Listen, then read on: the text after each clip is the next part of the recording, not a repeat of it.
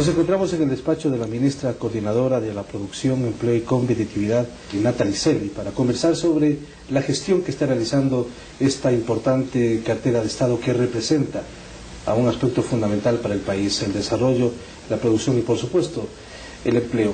Al hacer la evaluación, ministra, gracias por aceptar este diálogo con el ciudadano. Al hacer la evaluación durante el año, al principio parecía que el país, y así lo decían incluso algunos medios de comunicación, entraba en una etapa bien compleja en torno al empleo, en torno a la producción en sí. ¿Qué ha cambiado y cuál es la evaluación cuando estamos a las puertas del informe de la Nación? Bueno, yo creo que podemos decir que tenemos una evaluación muy positiva del año. Si lo analizamos de julio a julio, creo que tenemos muy buenas noticias para decirle al país.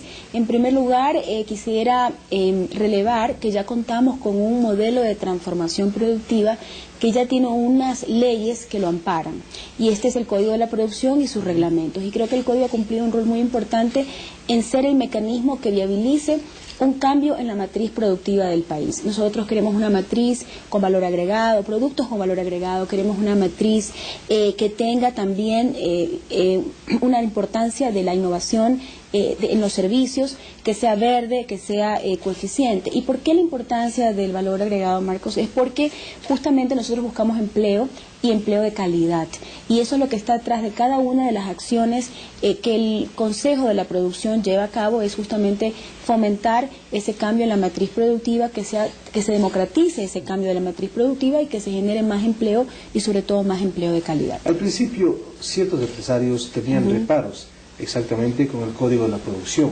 pero el resultado ha sido favorable, ha existido ya un mayor acercamiento con los empresarios, y ya se ve que de todas maneras no existe incluso cierta beligerancia que existió inicialmente. Bueno, yo creo que tenemos una excelente relación con el sector productivo. Yo creo que existe además un consenso alrededor del cambio de la matriz productiva, de la importancia de transformar esa matriz productiva para que sea alta en valor agregado, servicios, coeficiente, como ya lo he indicado, y creo que hemos establecido un canal de comunicación institucional, se ha formado el Consejo Consultivo de la Producción, y creo que existe más confianza, y cuando existe más confianza, yo creo que las cosas se manejan desde una diferente perspectiva.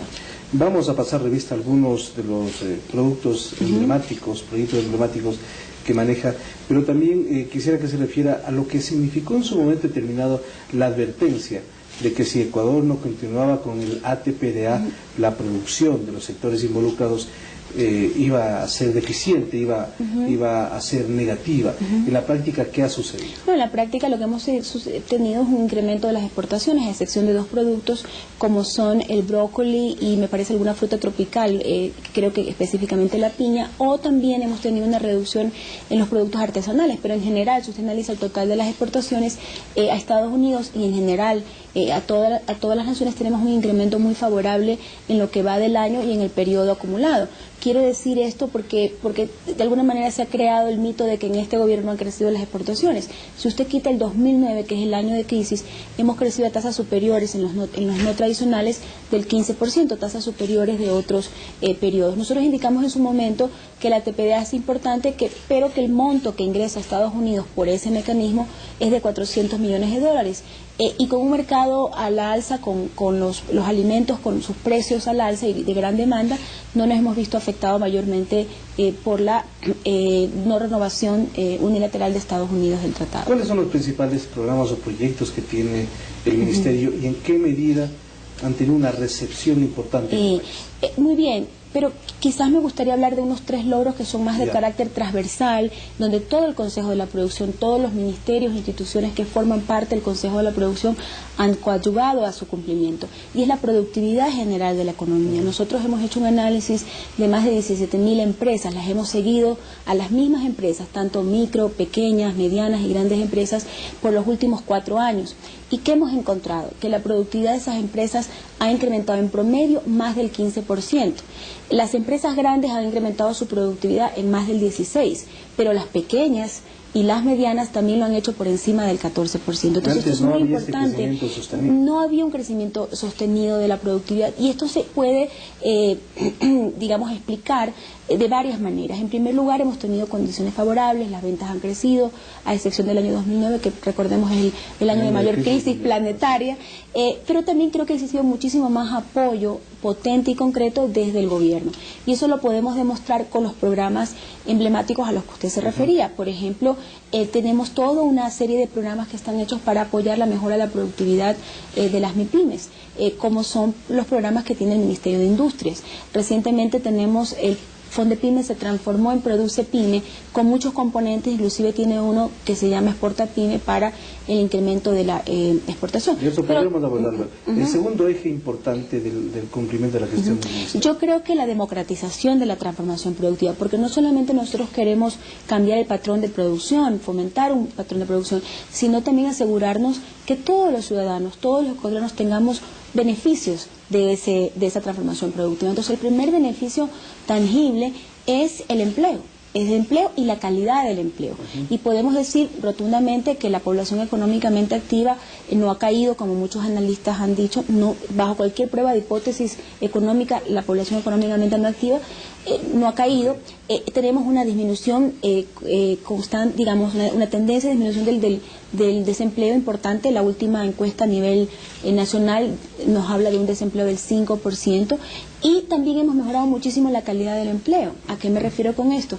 Antes de nuestro gobierno, un poquito más del 30% tenía afiliación al IES, ahora tenemos 60% afiliación al IES. Y la otra cosa importante que hemos encontrado es que hemos analizado la distribución del ingreso de los asalariados.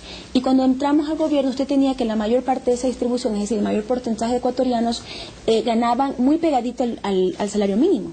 Ahora vemos que se ha despegado la distribución del salario mínimo, y que los ecuatorianos no solamente están ganando, están teniendo un empleo de calidad en términos de seguridad social. Y esto se traduce también en que la pobreza disminuye en el Ecuador. Es correcto, ese es el otro tema en que iba. Claro, y no solamente la pobreza, la inequidad. Es muy importante. Nosotros no solamente nos preocupamos en reducir la pobreza, sino en la reducción de la desigualdad, y tenemos un importante decrecimiento del índice Gini, que es el como el que se mide, y de la pobreza. La pobreza está llegando a niveles ya de orden estructural del 19%, niveles que son mucho más bajos que los que se encontraban precrisis, hablando de la crisis de 1998. Así que creo que hay importantes resultados en términos a estos tres temas, pero también al acceso de los recursos, al acceso al crédito, al acceso a la tierra, al acceso de la tecnología, y eso lo hacemos también con el programa Innova Ecuador que nosotros tenemos, dedicado a que las tecnologías o las adaptaciones tecnológicas sean públicas, es decir, todos las podamos utilizar. Ministro, la pregunta cabe en este momento que contra todo pronóstico se podría decir que ha aumentado la producción en el país, que se ha generado puestos de trabajo, que el empleo ha aumentado, ha reducido por tanto el desempleo, y que la pobreza también se ha reducido. Por supuesto, esto es indudable, no importa por cuál lado usted lo analice. Si usted lo ve desde las cifras de crecimiento económico, acabamos de conocer que el país experimentó una tasa de crecimiento del 8.6% en relación al trimestre anterior. Si usted lo mira por el lado de las ventas, tenemos un importante crecimiento de las ventas. Si usted lo mira por el lado de las recaudaciones tributarias, aunque también eso podría incluir una mejora de recaudación per se, pero usted ve un crecimiento importante en la recaudación de los sectores que han dinamizado el crecimiento de la economía. Y aquí es muy importante hablar de la complementariedad de la inversión pública y la inversión privada. No existe un efecto de desplazamiento, todo lo contrario. Y aquí también quisiera decir categóricamente que la inversión privada en el país, medida por la formación bruta de capital fijo, también ha incrementado. Si bien es cierto, en el año 2007 y el 2008 la inversión pública tuvo un rol estelar, y al igual que en el 2009 también, en 2010 ya pudimos observar, y yo creo que el Código de la Producción generó muchos incentivos positivos, y también se dio cuenta después de que el modelo económico era el que nosotros estábamos diciendo, no el que los miedos o los temores pensarían que se crearon en su momento.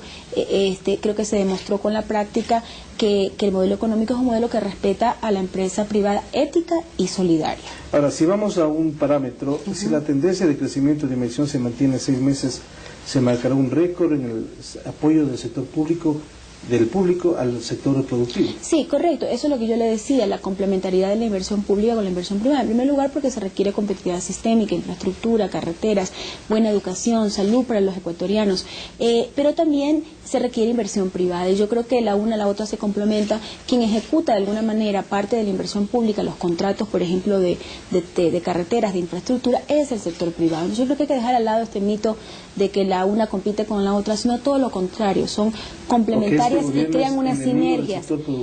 Por supuesto, esto creo que queda demostrado. O sea, este gobierno, si bien ha puesto reglas claras de juego en términos a la evasión tributaria, y queremos que las empresas sean éticas, sean responsables, paguen sus impuestos, esto es una obligación moral, ética de todos los ciudadanos y todas las empresas, pero también se ha generado una enorme cantidad de incentivos para la producción, y existe toda la estabilidad en relación a cuál es el rol del Estado, cuál es el rol del gobierno y cuál es el rol de la empresa privada. Claro, sin duda con este gobierno se ha recuperado el rol del Estado, que prácticamente estaba nulo en otras administraciones.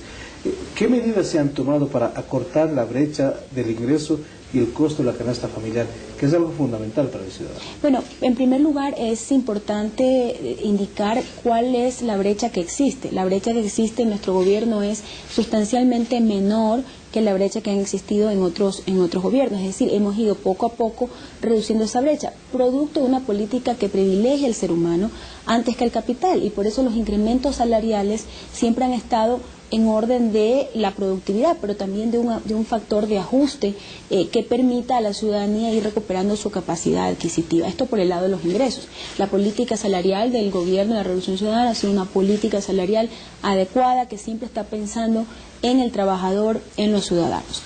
Por el lado de los gastos, también hemos tenido algunos programas. Menciono uno que es público-privado a propósito de los temas de alianza y complementariedad, que es el programa Socio Solidario. Es un programa que empezó en el año 2008 con la crisis, pero que ha ido creciendo en cobertura y número de productos, que tiene una oferta de descuento muy importante para los beneficiarios del Bono de Desarrollo Humano y para todos los ciudadanos que acceden a varias cadenas, porque no solamente son las dos más grandes, ahora ya tenemos 5 cadenas comerciales hasta a las cuales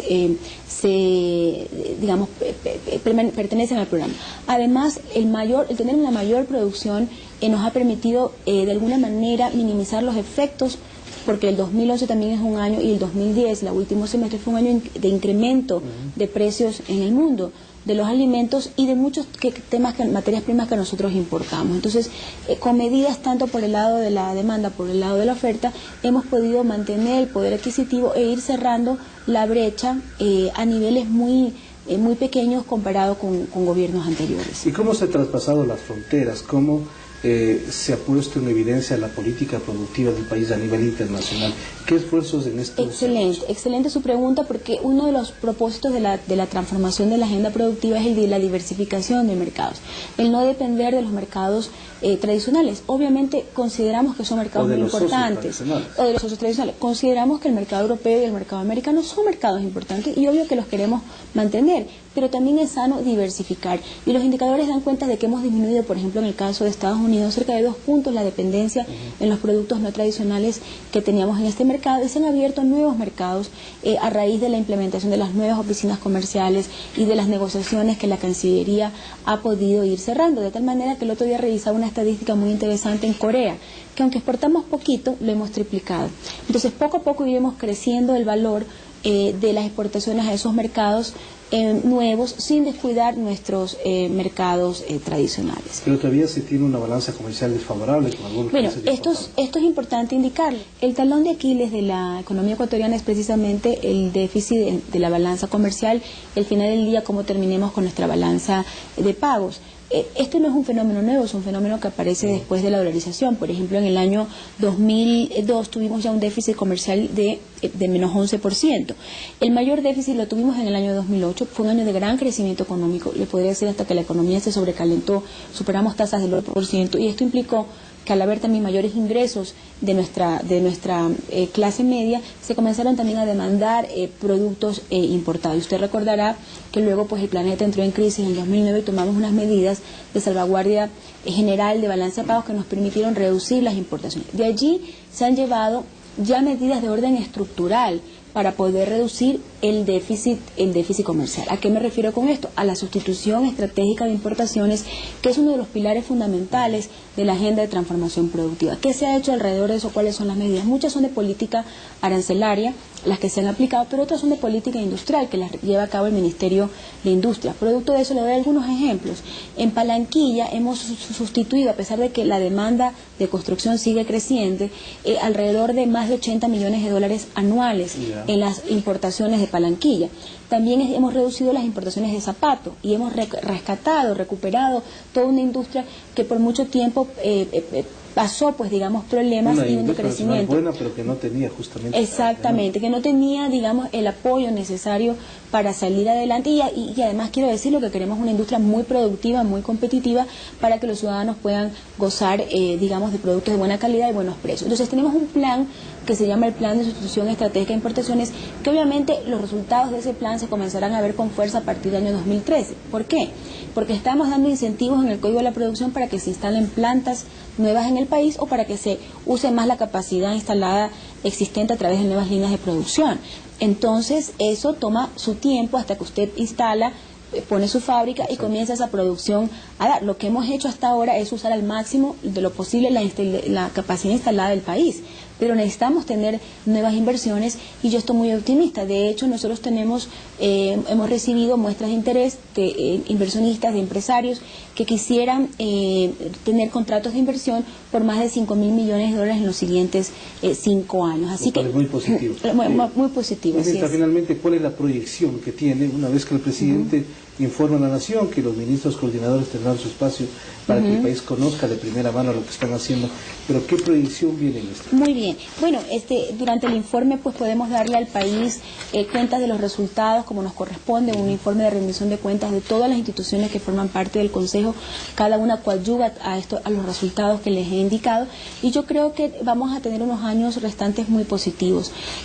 Solo podría afectarnos una potencial doble crisis internacional si las cosas no se dan como se esperan en relación al incremento del techo de la deuda en Estados Unidos o recrudecimiento de Europa, pero más allá de eso nuestra estructura productiva está sólida, estamos creciendo, hay inversión privada constatable, no hay inversión extranjera directa en los niveles que quisiéramos, pero esto va a venir también, la inversión extranjera también va a venir, puesto que los temas mineros, los temas petroleros ya están siendo cerrados y normalmente la inversión extranjera directa que se registra de esa manera está relacionada con la inversión, sobre todo, no toda, pero sobre todo con los recursos naturales. Así que yo estoy muy positiva en términos de cómo se va a generar el empleo, de cómo vamos a seguir manteniendo la calidad del empleo y sobre todo lo más importante que es mejorar la calidad de vida, el buen vivir de los ciudadanos y de las ciudadanas. Muy gentil, ministra, por atender al ciudadano. A usted, muchas gracias. Muy amable la ministra coordinadora de la Producción, Empleo y Competitividad, Natalie Celia, aquí en su despacho hemos hecho este breve balance de lo que ha significado la gestión a propósito del informe a la Nación que presentará el presidente y sus ministros el próximo 10 de agosto. Hacemos una pausa y retornamos con más información aquí en El Ciudadano TV.